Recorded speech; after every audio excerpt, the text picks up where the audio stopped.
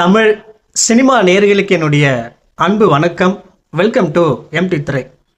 இந்த ஷோவில் நம்ம என்ன பார்க்க போகிறோம் அப்படின்னா, ஹாம்பர் அலர்ட் அப்படிங்கிற ஒரு இங்கிலீஷ் திரைப்படத்தினுடைய ரிவ்யூ தான் நம்ம பார்க்க போகிறோம். இந்த படம் அமேசான் பிரைம் ஓடிடியில் அவைலபிளாக இருக்குது. தமிழ் டப்பிங்லேயுமே பார்த்தீங்கன்னா இந்த படம் அவைலபிளாக இருக்குது. இந்த படத்தினுடைய ஒன்லைன் ஸ்டோரி என்ன அப்படின்னா, குழந்தை கடத்தலை மையமாக வச்சு இந்த படத்தை எடுத்திருக்காங்க.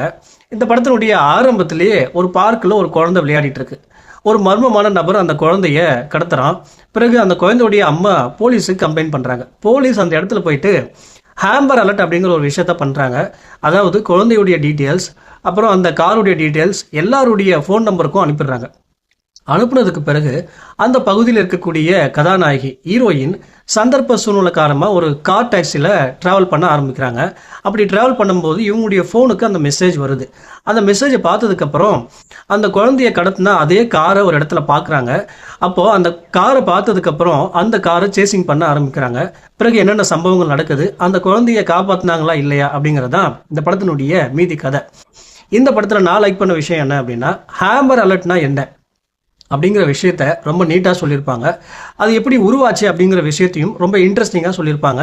படத்தினுடைய இறுதியில் இதை பற்றின டீட்டெயில்ஸ் கொடுத்துருப்பாங்க. அது பார்க்கவே ரொம்ப நல்லா இருந்துச்சு.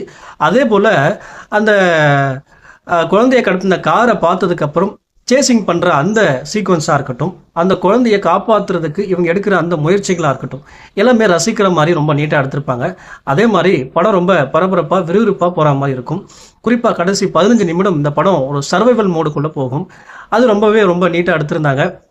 ஓவராலாக பார்த்தீங்க அப்படின்னா இந்த படம் ஒரு 1.5 மணி நேரத்துக்குள்ளே முடியக்கூடிய ஒரு படம்.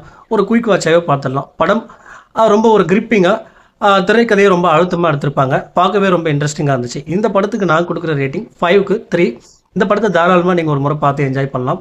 அடுத்த விமர்சனத்தில் சந்திக்கிறேன். நன்றி, வணக்கம்.